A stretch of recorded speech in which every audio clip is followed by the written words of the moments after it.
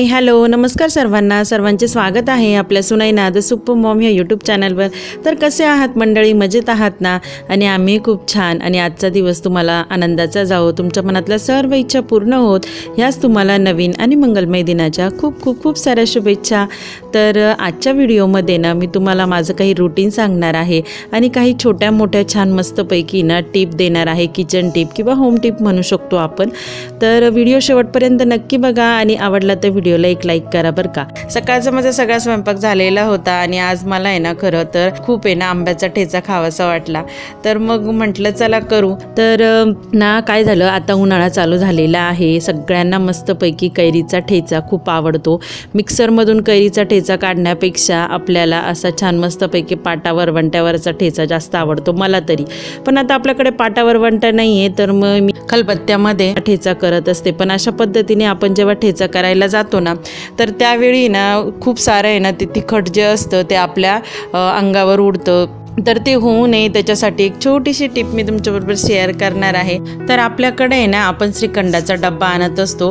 तर आता मागे गुढीपाडवा झाला ना, तर मी पावशरचा हा श्रीखंडाचा डब्बा आणलेला होता आणि तुम्ही माझ्या खलबत्त्याचं माप बघा, त्याचं बरोबर झाकण जे आहे किंवा डबा जो आहे तो या खलबत्त्याला फिक्स बसतो बरोबर। तर मी काय केलं, डबा आहे त्याला छान मस्तपैकी मध्ये ना गोलाकार असं मुसळीच्या आकाराचं कापून घेतलं आणि मग काय केलं, ती मुसळी छान मस्तपैकी त्या डब्यामध्ये टाकून आणि छान आंब्याचा ठेचा बनवला। अंगावर काही शिंतोडे उडले नाही किंवा तिखटाचंही काही उडलं नाही। तर अशा पद्धतीने तुम्ही आंब्याचा ठेचा करताना ट्रिक यूज करू शकता। आता तो डबा जो आहे तो मला जास्त उंच वाटत होता, मग मी झाकणालाही केलं तर झाकण एकदम मस्तपैकी कम्फर्टेबल बसलं। आणि ना त्या डब्याचा सुद्धा मी उपयोग करणार आहे, तो फेकून देणार नाही। तर त्याचा किचनमध्ये आपण कशा पद्धतीने उपयोग करणार आहोत ते तर आपण बघणारच आहोत। त्याच्यापूर्वी मी पहिल्यांदा हा आंब्याचा ठेचा मस्तपैकी एका प्लेटमध्ये काढून घेतला, कारण ना उन्हाळ्यामध्ये आपण जेही काही खातो ना तर आपल्या तोंडाला अजिबात चव नसते आणि आंब्याचा ठेचा ही अशी गोष्ट आहे की ज्याने आपल्या तोंडाला खूप छान मस्तपैकी चव येत असते।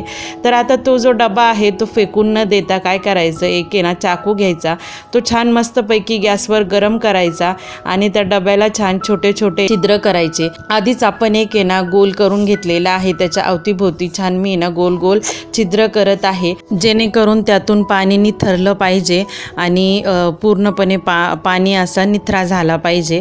तर अशा पद्धतीने तुम्हाला जसं जमेल, सुई असेल तर सुई, चाकू असेल तर चाकू, तर तुम्ही तसे छान छोटे छोटे गोलाकार छिद्र करू शकता।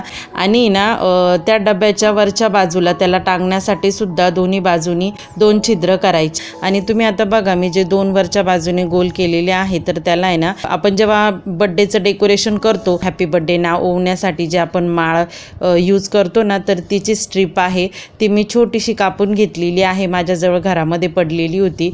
आणि ना छान दोन्ही बाजूला आहे ना गाठ मारून असं टांगल्यासारखं करून घ्यायचं। तर दोन्ही बाजूला छान गाठ मारल्यामुळे आपल्याला ते कुठेही नळाच्या भोवती किंवा कुठेही असं टांगून ठेवता येतं। तर मग आहे ना बघा, आपलं एकदम छान मस्तपैकी ना घासणी होल्डर म्हणू शकतो आपण याला, ते तयार झालेलं आहे। काय होतं, बऱ्याचदा आपण जेव्हा घरामध्ये भांडे घासतो ना, तर त्यावेळेस घासणी आपण डिरेक्टली त्या भांडे घासायच्या साबणामध्ये ठेवतो, तर त्याच्यातलं पाणी जे आहे ते त्या भांडे घासण्याच्या साबणामध्ये पडतं आणि त्याच्यामध्ये खूप सारं पाणी होतं आणि तो साबण पण विरघळला जातो। तर ते तसं होऊ नये याकरता ही घासणी आपण ह्या होल्डरमध्ये जर ठेवली किंवा हे जे आपण DIY होल्डर बनवलेलं आहे त्या होल्डरमध्ये जर ठेवली, तर पाणी जे आहे त्या घासणीमध्ये ते सगळं निथळून जातं आणि आपला जो साबण आहे तोही वितळत नाही आणि आपण थोडक्यात म्हणू शकतो की साबणही आपल्याला जास्त दिवस टिकतो आणि थोडंसं ऑर्गनाइजही दिसायला मदत होते। तर ही आयडिया जर तुम्हाला आवडली असेल तर मला कमेंटमध्ये नक्की सांगा आणि व्हिडिओला लाईक नक्की करा बरं का। त्याच्यानंतर चला, माझं सकाळचं सगळं आटोपून झालेलं आहे किचन वगैरे। आणि ना किमायला ना जेवण पाहिजे होतं, तर तिला मी जेवण पण दिलेलं आहे आणि तिने बघा नेहमीप्रमाणे थोडीशी चपाती तिची उरवलेली आहे। कधी जेवते, कधी तिला भाजी नाही आवडली तर तशीच राहते। तर भांडे पुसायचं माझं एक बाजूला चाललेलं होतं. तर भांडे पुसून मी किचन ट्रॉलीमध्ये लावत होती, तोपर्यंत त्यांच्या दोघी बहिणींचं एक बाजूला खेळायचं काम चाललेलं होतं. आता म्हटले मस्तपैकी आपल्या सर्व कामांना हा दी एंड लागलेला आहे. ह्या आनंदामध्ये मी होते आणि सगळं माझं किचनमधलं मी आटोपून आणि हॉलमध्ये गेले. म्हटलं चला आता ह्या दोघींचं काय खेळणं चाललेलं आहे, कारण स्पर्शू लहान आहे, तिच्याकडे खूप सारं लक्ष द्यावं लागतं मला. तर मग म्हटलं यांनी दोघींनी आता आवरलेलं आहे, तर स्पर्शूला थोडंसं जेवण वगैरे खाऊ घालू, कारण किट्टूचं झालेलं होतं. आणि मग त्याच्यानंतर मग जरा मला निवांत वेळ मिळेल असा माझ्या डोक्यामध्ये विचार होता. तोपर्यंत मी हॉलमध्ये गेले तर बघितलं दोघी बहिणींनी मस्तपैकी छान पसारा करून ठेवलेला होता. आणि स्पर्शूचं असं असतं की जे तिच्या बहिणीने केलं ते तिला करायचं असतं. तर बघा दोघी बहिणी छान मस्तपैकी पाणी पीत बसलेल्या आहे. आता उन्हाळा आहे ना खूप सध्या वाढलेला आहे, त्याच्यामुळे ना जास्तीत जास्त पाण्याचं मी त्यांच्या दोघींनाही इनटेक करत असते. आणि तुम्ही स्पर्शूची गंमत बघा, जे की माया करेल ना तेच तिला करायचं असतं. तर ती पाणी पिते तर ती पण पाणी पिते. तिने ग्लास ठेवला तर हिने पण लगेचच तिची बॉटल ना एक बाजूला ठेवून दिली. तर अशा त्यांच्या गमती जमती चाललेल्या असतात. कधी मला असं वाटलं की आता माझं काम आटोपलेलं आहे आणि आता माझ्या कामांना दी एंड लागला की लगेच त्यांच्या दोघी बहिणींचं खेळणंच सुरू होतं. आपण आवरायचं आणि त्यांना खेळायचं असतं, त्याच्यामुळे ते पसारा घालतात. आणि आपण नाही पण म्हणू शकत नाही, नाहीतरी किती वेळेस म्हणणारे. बघा त्या उशा काढल्या, त्याच्यावर मस्तपैकी झोपायचं काम सुरू झालं. तर मग की मायाला मी म्हटलं बाई तू एक बाजूला हो.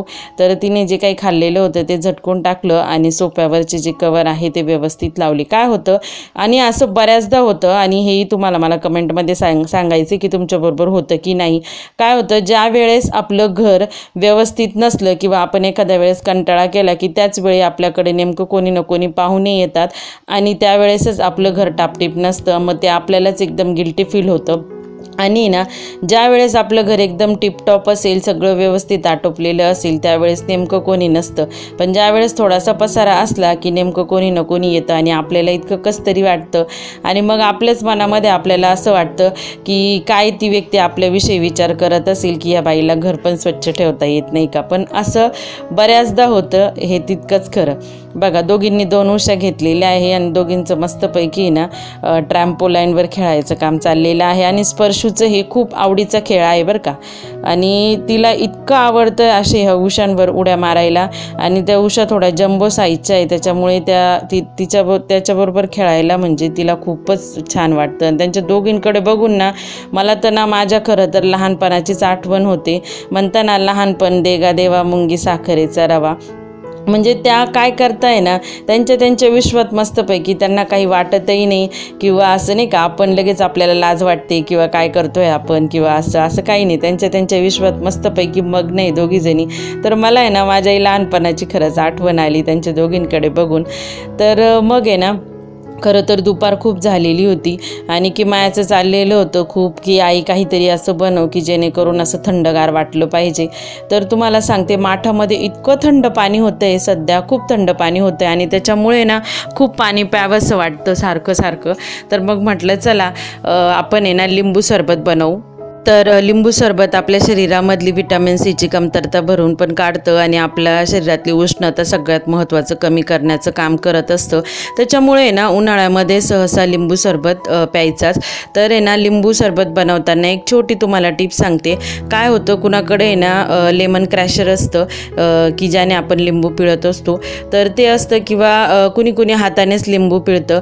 पण मी एक छोटीशी टिप सांगते, जेव्हा कधी आपण लिंबू सरबत बनवू ना तर तेव्हा तो लिंबू जो असतो ना तो किचन काउंटर टॉपवर थोडासा असा आहे ना चोळून घ्यायचा. तर तुम्ही जर जेवढा जास्त चोळाल ना तर तेवढं काय होतं माहिती का, त्याच्यामधला रस हा पूर्णपणे निघून यायला आहे ना खूप सारी मदत होते. नाहीतर आपण असं जर केलं नाही ना तर काय होतं, तो लिंबामध्ये बराचसा रस जसल्या तसाच राहतो आणि तो व्यवस्थित आहे ना सगळा रस आपल्याकडनं पिळल्या जात नाही. खरं तर लिंबू खूप महाग आहे त्याच्यामुळे, आणि ती महत्त्वाची गोष्ट म्हणजे त्याचा उपयोग उपयोगही पूर्ण झाला पाहिजे. तर जर चोळला ना तर तुम्हाला सांगते एवढा लिंबूचा रस हे झालेला होता की तो चाकूने सुद्धा मला कापता येत नव्हता. मी अर्धाच लिंबू कापला आणि त्याच्यातला पहिल्यांदा थोडासा पिळून घेतला आणि मग त्याच्यानंतर परत चाकूने कापून आणि मग तो लिंबू पाण्यामध्ये पिळून घेतला. तर अशा पद्धतीने जास्तीत जास्त रस जर आपल्याला लिंबामधून जर काढायचा असेल तर ही छोटीशी टिप होती, किचन टिप समजा तुम्ही, तर की ज्याच्यामुळे ना पूर्णपणे लिंबाचा रस आपल्याला पिळून काढता येतो. तर लिंबू सरबत बनवताना ना सब्जा पण टाकत चला बरं का. सब्जामुळे पण आहे ना आपल्या शरीरातली हीट कमी होण्यास आहे ना खूप सारी उपयोगाची येते. त्याच्यानंतर मी याच्यामध्ये थोडंसं मीठ पण टाकते आणि मी थोडंसं असं फंकी चव येण्यासाठी थोडंसं काळं मीठ वगैरे घातलेलं होतं आणि साखर घातली. त्यामध्ये किमया आली आणि तिचं म्हणणं होतं की आई मी छान मस्तपैकी मिक्स करते. आणि कारण आहे ना आम्ही दोघीजणी एकीकडे रमलो की स्पर्शू लगेच तिचं काम करायला सुरुवात होती तिच्या विश्वामध्ये. आणि बघा तुम्ही बघू शकता पूर्णपणे लिंबू आहे ना मी पिळून गेलेला आहे, त्याच्यामध्ये काहीच रस उरलेला नाही. आणि ह्या ज्या लिंबाच्या फोडी आहेत त्या मी कधीच फेकत नाही. त्या मी ना आपलं भांडे घासायची जी घासणीचा डबा असतो ना त्याच्यामध्ये ठेवते. त्याही तर मग मी एखादा जो छोटा डबा जर असेल माझ्या घरामध्ये अवेलेबल तर त्या डब्यामध्ये मी ठेवते. तर मग त्याचे भरपूर सारे उपयोग आहे. आपल्या चॅनलवर तुम्ही बघू शकता की मी लिंबाचे सुद्धा खूप सारे, लिंबाच्या सालीचे सुद्धा खूप सारे उपयोग सांगितलेले आहे. कुठलीच गोष्ट वाया जाऊ द्यायची नाही. किचनमध्ये कुठल्याही गोष्टीचे खूप सारे उपयोग असतात. तर त्याचा आपण अशा पद्धतीने उपयोग केला गेलाच पाहिजे की जेणेकरून खाण्यातून पण आपल्याला त्याचे जीवनसत्व मिळाले पाहिजे आणि किचन आपला क्लीन आणि टिपटॉप ठेवण्यासाठी सुद्धा त्याचा खूप सारे उपयोग आहे. त्याच्यामुळे मी लिंबाची साल चुकूनही डस्टबिनमध्ये टाकत नाही. म्हणजे जर मला डब्यात ठेवताना आली तर मी ती भांडे घासायच्या डब्यामध्ये तर टाकून देते. तर मग छान मस्तपैकी ना साखर टाकलेली आहे आणि की तुम्हाला मी सांगितलं की बोलली की आई मी विरघळवते साखर, तोपर्यंत मग मी स्पर्शूकडे लक्ष दिलं. तर मग छान मस्तपैकी आमचं लिंबू सरबत आता तयार झालेलं आहे. आणि किमयाचं चाललेलं होतं की आई मला आहे ना काचेच्या ग्लासामध्ये पाहिजे आहे. तर मग तिला मस्तपैकी काचेच्या ग्लासामध्ये दिलं आणि आम्ही छान मस्तपैकी लिंबू सरबत एन्जॉय केलेलं आहे. तर तुम्ही अशा प्रकारे उन्हाळ्यामध्ये लिंबू सरबत एन्जॉय करा की जो आपल्या शरीराच्या हेल्थसाठी खूप सारा महत्त्वाचा आहे. तर लिंबू सरबत झालेला आहे आणि त्याच्यानंतर मस्तपैकी दोघी बहिणींचं खेळायचं काम सुरू झालेलं आहे. आणि ना पायाला खूप अशी धूळ लागत होती. मग त्याच्यामुळे आणि दोघीजणी ना हॉलमध्येच खेळत होत्या. मग त्याच्यामुळे म्हटलं चला थोडंसं झाडझटक करून घेऊ. तर हॉलमध्ये ना सगळी झाडू वगैरे मारून घेतला मी. कारण काय होतं सध्या उन्हाळ्याचे दिवस आहे त्याच्यामुळे ना धूळ वगैरे घरामध्ये खूप सारी येते आणि आपल्याला पण असं वाटतं की थोडीशी हवा घरामध्ये आली पाहिजे. जरी दुपारी बंद केलं पण तरी पण त्यांचं खेळणं असतं. काही भांडे वगैरे असले किंवा कागद पेपर धूळ याचा बराचसा कचरा घरामध्ये होत असतो. त्याच्यामुळे 5 वाजता मी थोडंसं घर झाडझटक करून घेते आणि गारवा येण्यासाठी ना थोडंसं गॅलरीमध्ये पण छान मस्तपैकी पाणी टाकते. कारण दुपारून माझ्या घरामध्ये ना खूप सारं ऊन येत असतं गॅलरीमधून आणि गॅलरी इतकी तापते आणि त्या गरम झळाया ज्या आहे त्या सगळ्या घरामध्ये येत असतात. त्याच्यामुळे असं एकदम अस्वस्थ व्हायला लागतं. तर थोडासा गारवा घरामध्ये 5-6 वाजेनंतर यावा याकरता ना थोडंसं 1-2 डबा पाणी टाकलं का मग गारवा तयार होतो आणि थंड हवा जी आहे ना ती घरामध्ये यायला मदत होते. त्याच्यामुळे घरचं वातावरण एकदम फ्रेश आणि असं प्रसन्न वाटायला लागतं. मग त्याच्यामुळेच मी थोडंसं पाणी टाकून दिलेलं आहे आणि छान मस्तपैकी म्हटलं आता फ्रेश होऊन घेऊ. तर पाणी वगैरे टाकल्यानंतर जरा गारवा येतो. मग मी दरवाजा वगैरे खिडक्या खोलून दिल्या की चारी बाजूने हवा घरामध्ये आली की घरातलं वातावरण एकदम मस्तपैकी फ्रेश होतं. तर फ्रेश वगैरे होऊन आलेली आहे आणि गॅलरीमध्ये जरा वेळ उभं राहिलं की अजूनच बाहेरचं बघितल्यानंतर मस्त प्रसन्न वातावरण वाटतं. आणि स्पर्शूला ना मी कॅट दाखवत होते आणि आमच्या इथून बकऱ्यांचा कळप जात होता तर तो दाखवत होते. कारण सारा दिवसभर उन्हामुळे घरात तिलाही एकदम बेचैन आणि अस्वस्थ झाल्यासारखं होतं.